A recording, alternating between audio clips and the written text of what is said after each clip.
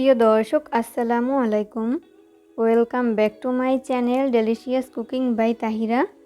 আজকের পর্বে আপনাদেরকে মাত্র 1 কাপ ময়দা আর একটি মাত্র ডিম দিয়ে তেলে ভেজে নরম তুলতুলে ইউনিক একটি কেক পিঠার রেসিপি তৈরি করে দেখাবো। আশা করছি বরাবরের মতো আমার আজকের রেসিপিটি আপনাদের কাছে সহজ এবং ভালো লাগবে। তো চলুন দর্শক, এই কেক পিঠা তৈরি করতে কী কী উপকরণ লাগছে শুরু থেকে শেষ পর্যন্ত দেখে নিচ্ছি। কেক পিঠা তৈরি করার জন্য প্রথমে একটা মিক্সিং বোল নিয়েছি। এরপর এই বোলের মধ্যে ব্যবহার করব রুম টেম্পারেচারে থাকা একটা ডিম যদি ফ্রিজে থাকে সেক্ষেত্রে রুমের স্বাভাবিক তাপমাত্রা এনে তারপর ব্যবহার করতে হবে। এরপর ব্যবহার করব 3 টেবিল চামচ পরিমাণ চিনি। মিষ্টিটা স্বাদ অনুযায়ী বাড়িয়ে কমিয়ে অ্যাড করতে পারেন।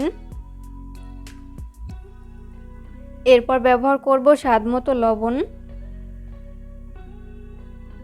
এরপর এই সমস্ত উপকরণগুলোকে একটা হ্যান্ড উইক্সের সাহায্যে ততক্ষণ বিট করে নিব যতক্ষণ না পর্যন্ত ডিম আর চিনি খুব ভালো মতো গলে মিশে যায়।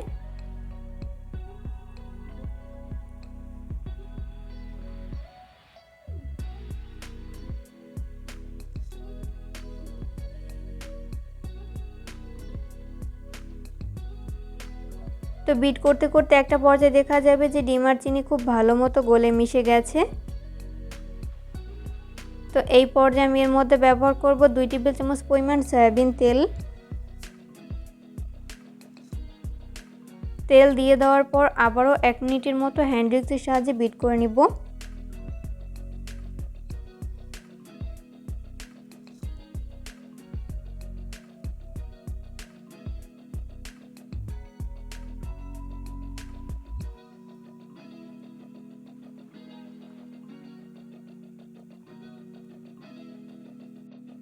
তো এই পর্যায়ে বিট করে নেওয়া হয়েছে। এরপর আমি এর মধ্যে ব্যবহার করব মেজারমেন্ট কাপের 1 কাপ পরিমাণ ময়দা। চাইলে এখানে ময়দার পরিবর্তে আপনারা আটাও ব্যবহার করতে পারেন। এরপর ব্যবহার করব হাফ চামচ পরিমাণ বেকিং পাউডার। এখানে অবশ্যই বেকিং পাউডার ব্যবহার করতে হবে, বেকিং সোডা ব্যবহার করা যাবে না। এরপর এই সমস্ত উপকরণগুলোকে হাতের সাহায্যে খুব ভালো করে মিশিয়ে পারফেক্ট একটা ডো তৈরি করে নিতে হবে।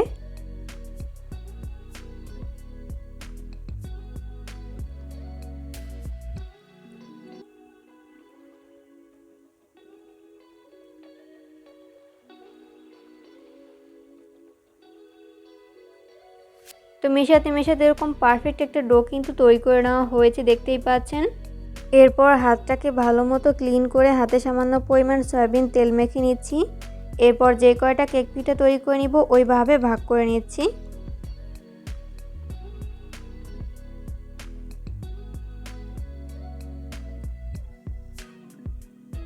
তো এই পর্যায়ে ভাগ করে নেওয়া হয়েছে। এরপর এখান থেকে একটা ডো নিয়ে নিচ্ছি। প্রথমে এইভাবে গোলাকার শেপ দিয়ে নিচ্ছি। এরপর 2 হাতের তালুর সাহায্যে এইভাবে স্মুথ বলের মতো তৈরি করে নিচ্ছি। কাজটা আমি কিভাবে করছি সেটা আমার হাতের দিকে লক্ষ্য করলেই বুঝতে পারবেন। এগুলো আসলে বলে দেওয়ার মতো কিছু নেই, আপনাদেরকে দেখে বুঝে নিতে হবে।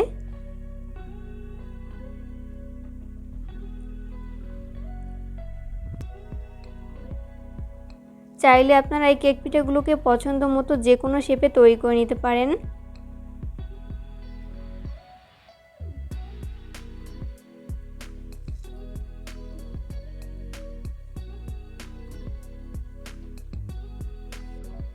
তো এই পর্যায়ে কিন্তু আমাদের একটি কেক পিঠার শেপ তৈরি করে নেওয়া হয়েছে, দেখতেই পাচ্ছেন। তৈরি করার প্রসেস কিন্তু খুবই ইজি, যে কেউ খুব সহজে তৈরি করে নিতে পারবেন। সেমভাবে বাকিগুলোকেও তৈরি করে নিব। এরপর এই কেক পিঠাগুলোকে ভেজে নিব। ওই জন্য চুলে একটা ফ্রাই প্যান আমি যথেষ্ট পরিমাণ সয়াবিন তেল দিয়ে দিয়েছি। তেল যখন মিডিয়াম আঁচে গরম হবে ওই পর্যায়ে হচ্ছে আমি এর মধ্যে একটি একটি করে কেক পিঠার শেপ দিয়ে দিচ্ছি।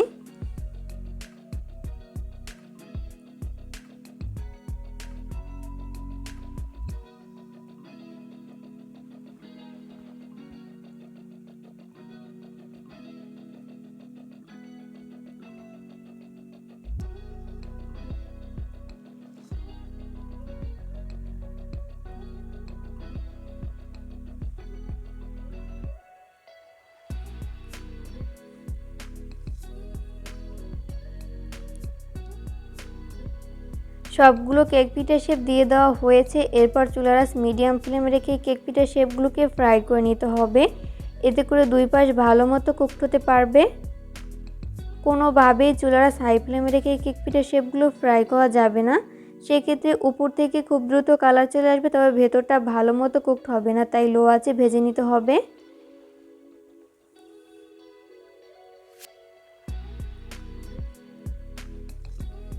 দুই মিনিট পর যখন কেক পিঠার এক পাশ ফ্রাই করে নেওয়া হবে, ওই পর্যায়ে আমি উল্টে দিব অপর পাশটি ফ্রাই করে নেওয়ার জন্য।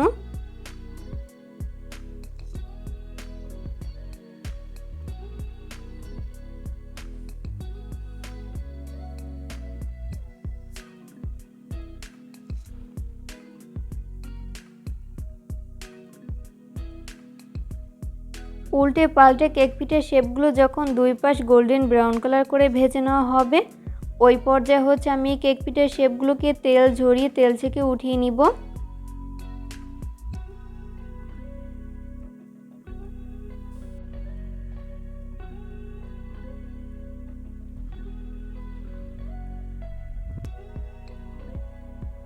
কেক পিঠাগুলোকে ভেজে আমি একটা প্লেটে তুলে নিয়েছি। চেষ্টা করেছি রেসিপিটি সহজভাবে শেয়ার করতে।